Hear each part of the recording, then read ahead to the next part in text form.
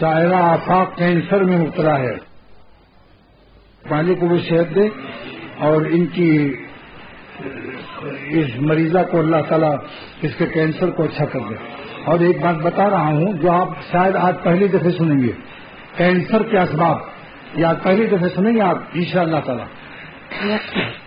آج کل جدھر دیکھو کینسر، آوازیں آ رہی، کینسر ہو گیا، ذرا سی بات سے کینسر ہو گیا.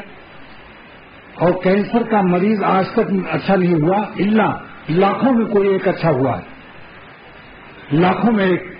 وہ بھی جڑ ہے، ابھی کسی وقت اس کا دوبارہ حملہ ہو سکتا ہے، مگر پھر بھی چلو صحت ہے، زندگی ہے.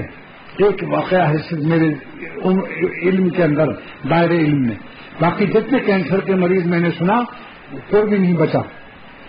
لیکن اس کے اسباب میں سے ڈاکٹر عبدالحی صاحب رحمۃ اللہ علیہ فرمایا کرتے تھے کہ کینسر کا مرض انفیکشن سے ہوتا ہے. انفیکشن، زہریلا پن،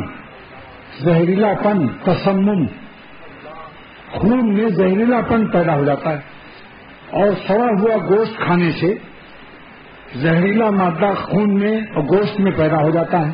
سڑا ہوا گوشت برف کا لگا ہوا، اندر سڑ گیا ہے، بدبو بھی آ گئی، مگر بعض وقت ہوٹل میں اندیشہ ہوتا ہے کہ اس کو چالو کر دیں،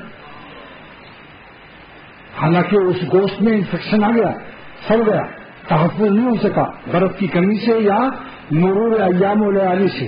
زیادہ دن ہو گیا کہ برف کی قوت تحفظ اور سیکورٹی ختم ہو گئی اس کی. تو ڈاکٹر عبدالحی صاحب رحمۃ اللہ علیہ فرمایا کرتے تھے کہ جو لوگ غیبت کرتے ہیں اور مردہ بھائی کا گوشت کھاتے ہیں، قرآن شریف میں ہے کہ نہیں؟ ایحب احدکم ان یاکل لحم اخیہ میتا. قرآن پاک کا اعلان ہو رہا ہے، کیا تم محبوب رکھتے ہو کہ اپنے مردہ بھائی کا گوشت کھاؤ جو موجود نہیں ہے اور تم اس کی غیبت کر رہے ہو؟ یہی مردہ ہے. ایحب احدکم ان یاکل لحم اخیہ میتا. کیا تم کو کوئی پسند کرے گا تو تمہارا آدمی کہ اپنے مردہ بھائی کا گوشت کھائے؟ مر چکا مردہ خبر کھود کر کے مردہ بھائی کا گوشت پکا کے کوئی کھا سکتا ہے؟ تو جو غیبت کا مرض ہے اس سے کہیں گویا مردہ بھائی کا گوشت کھا رہا ہے، جیسا کہ قرآن پاک میں اعلان ہوا. تو اس مردہ گوشت سے انفیکشن اور تسمم اور زہریلا پن خون میں اور گوشت میں آ سکتا ہے، جس سے کینسر پیدا ہو سکتا ہے. لہذا آج سے عہد کر لو کہ کبھی کسی کی غیبت و برائی نہیں کریں گے، بلکہ شرط لگا لو کہ ہماری آپ کی دوستی کی شرط یہ ہے کہ آپ کبھی ہماری مجلس میں بھلائی تو پیش کر سکتے ہیں اللہ کے بندوں کی، مگر کسی کی برائی نہیں کریں گے. اگر آپ کو واقعی درد ہے اور بڑے مخلص ہیں آپ، تو آپ ایک خط لکھ دیں جس کی میرے سامنے غیبت کرنا چاہتے ہو، اس کی اصلاح کا خط لکھ دو کہ بھائی صاحب آپ سے یہ گزارش ہے کہ آپ کے اندر یہ برائی ہے، اس کو آپ چھوڑ دیں، توبہ کر لیں. یا اور زیادہ محبت کا اگر جوش ہے تو آپ تھوڑی سی تکلیف کر کے ان سے مل لیں اور جا کر کے ان سے کہہ دیں کہ یہ مجھے اطلاع ملی ہے کہ آپ ایسا کرتے ہیں، اگر یہ خبر صحیح ہے تو آپ اس ریلے بد سے توبہ کر لیں. دوسروں سے نقل کر کے تسخارہ مارنا اور شکارپور کی چٹنی کا لطف لینا، اچار کا، یہ تو کوئی شریف آدمی کا کام نہیں. کہیے کیسی بات سنائی؟